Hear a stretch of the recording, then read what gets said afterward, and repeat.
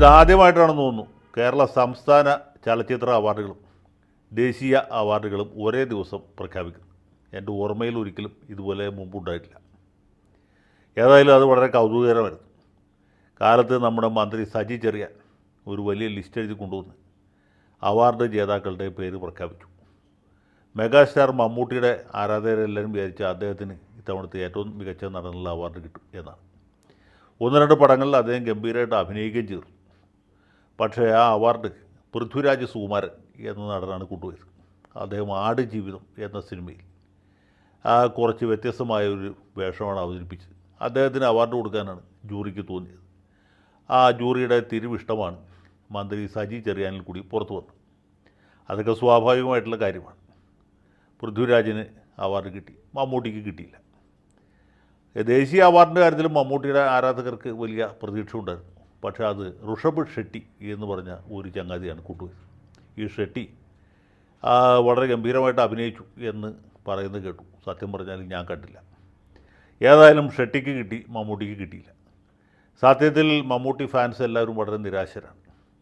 അദ്ദേഹത്തിൻ്റെ ആരാധകർ അദ്ദേഹത്തിൻ്റെ വിജയത്തിൽ വലിയ പ്രതീക്ഷ വച്ച് പുലർത്തിയിരുന്ന ആളുകളെല്ലാവരും തന്നെ വളരെ ദുഃഖിതരാണ്, ഖിന്നരാണ്, നിരാശരാണ്. കേന്ദ്രം ഭരിക്കുന്ന മോഡി സർക്കാർ ആയതുകൊണ്ടാണ് മമ്മൂട്ടിക്ക് അവാർഡ് കൊടുക്കാത്തത് എന്നവർ ആത്മാർത്ഥമായിട്ട് വിശ്വസിക്കുന്നു. അപ്പോൾ കേരള സർക്കാർ എന്തുകൊണ്ട് കൊടുത്തില്ല എന്നുള്ള ചോദ്യം അവിടെ ബാക്കി നിൽക്കുകയും ചെയ്യും. കഴിഞ്ഞ വർഷം മമ്മൂട്ടിക്കാണ് കൊടുത്തത്, എല്ലാ വർഷവും മമ്മൂട്ടിക്ക് തന്നെ കൊടുക്കാൻ പറ്റുമോ എന്നാണ് സഖാക്കൾ അടക്കം പറഞ്ഞത്. സത്യം പറഞ്ഞാൽ ഈ മമ്മൂട്ടിയുടെ ഒരു വലിയ ആരാധകനാണ് ഞാൻ. സത്യന് ശേഷം മലയാള സിനിമ കണ്ട ഏറ്റവും ഗംഭീരനായ നടനാരെന്ന് ചോദിച്ചാൽ ഞാൻ പറയും മമ്മൂട്ടിയാണ്. മമ്മൂട്ടിയോളം കാലം സിനിമയിൽ നായകസ്ഥാനത്ത് നിന്ന് ഇത്രയധികം വ്യത്യസ്തമായ വേഷങ്ങൾ അഭിനയിച്ച അത് പി ജി വിശ്വംഭരൻ്റെ സിനിമയിലുണ്ട്, ഐ വി ശശിയുടെ സിനിമയിലുണ്ട്, നമ്മുടെ ഹരിഹരൻ്റെ സിനിമകളിലുണ്ട്, ഐ വി ശശിയുടെ സിനിമകളിലുണ്ടായിരുന്നു, അടൂർ ഗോപാലകൃഷ്ണൻ്റെ സിനിമയിലും ഉണ്ട്, ടി വി ചന്ദ്രൻ്റെ സിനിമയിലും ഉണ്ട്. ഇത്രയധികം വൈവിധ്യപൂർണ്ണമായ ഒരു സിനിമാ ജീവിതം, ഇത്രയധികം വ്യത്യസ്തമായ വേഷങ്ങൾ അഭിനയിച്ച ഒരു നടൻ മലയാളത്തിൽ ഉണ്ടായിട്ടില്ല.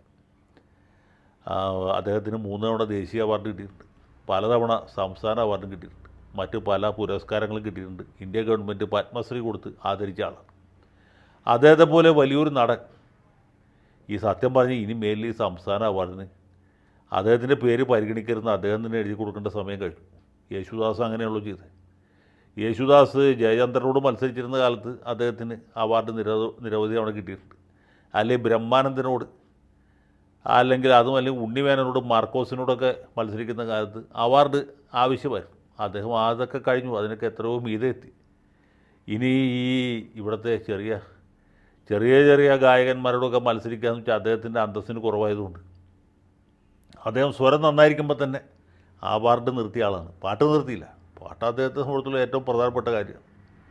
അദ്ദേഹത്തിൻ്റെ ജീവിതത്തിൻ്റെ അനിവാര്യതയാണ് ഗാനം. ഗാനമില്ലെങ്കിൽ യേശുദാസില്ല.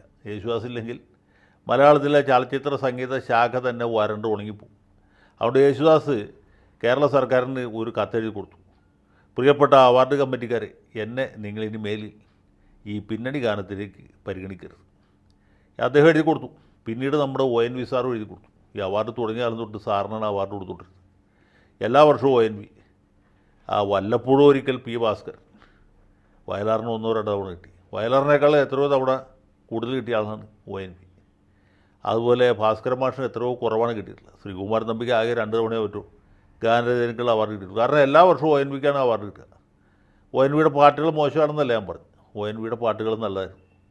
പക്ഷേ എല്ലാ വർഷവും ONVക്ക് തന്നെ കിട്ടിക്കൊണ്ടിരിക്കുന്നത്. കൈതപ്പുറം ദാമോദരൻ നമ്പൂരിക്ക് ഒരു അവാർഡ് കിട്ടാനായിട്ട് സത്യം പറഞ്ഞാൽ ONV എന്നെ പരിഗണിക്കരുത് എന്ന് എഴുതി കൊടുക്കുന്നവരെ കാത്തിരിക്കണ്ടോ.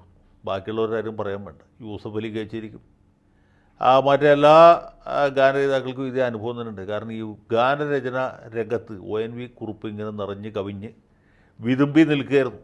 അതുകൊണ്ട് അദ്ദേഹം വേണ്ട എന്ന് പറയുന്നവരെ വേറെ ഗാനരചയിതാക്കളെ ആരും പരിഗണിക്കാൻ പറ്റാത്ത ഒരു സാഹചര്യമുണ്ട്.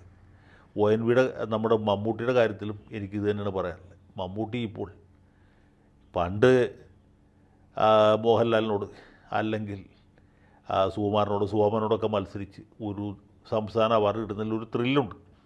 ഇപ്പോഴത്തെ സ്ഥിതി അതാണ്. ഈ ടോവിനോ തോമസിനോട്, നിവിൻ പോളിയോട്, പൃഥ്വിരാജ് സുകുമാരനോട് ഒക്കെ മത്സരിക്കാൻ വെച്ചാൽ പുള്ളിക്കൊരു അന്തസ്സില്ലേ? നിങ്ങളൊന്ന് ആലോചിച്ച് നോക്കൂ. മമ്മൂട്ടിയെ പോലെ ഒരു ഗംഭീരനായ നടൻ പൃഥ്വിരാജിനോട് മത്സരിച്ചു.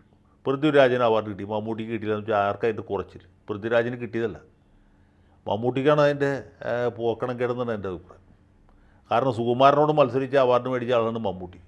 ആ സുകുമാരൻ്റെ മകനോട് മത്സരിച്ച് ഇനി അതുപോട്ടെ, എത്രയോ ജൂനിയറായിട്ടുള്ള നടന്മാരാണ് ഈ ടൊവിനോ തോമസ്, നിവിൻ പോളിയൊക്കെ.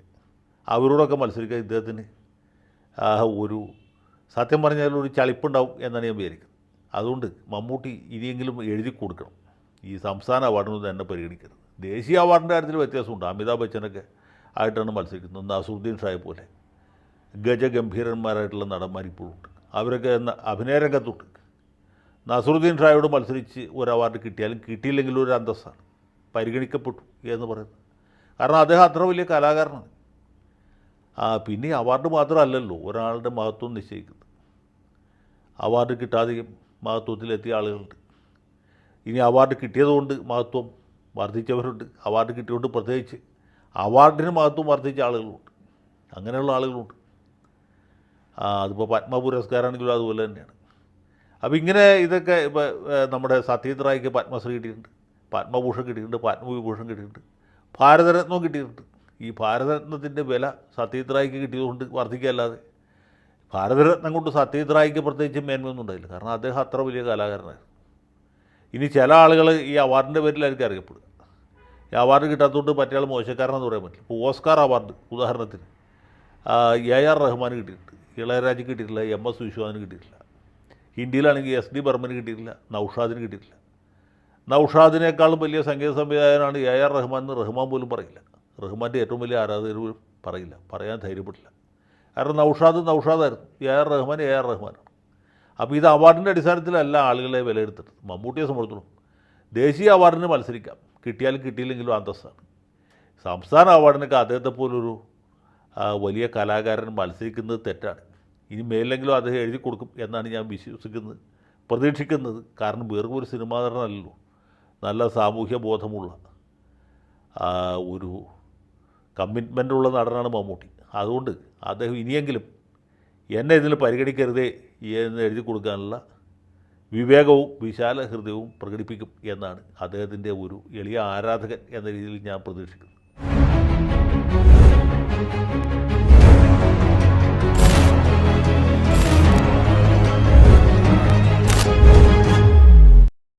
കൂടുതൽ വാർത്തകളും വിശേഷങ്ങളും നിങ്ങളിലേക്ക് എത്താൻ ABC മലയാളം സബ്സ്ക്രൈബ് ചെയ്യുക, ബെൽ ബട്ടണും അമർത്തുക.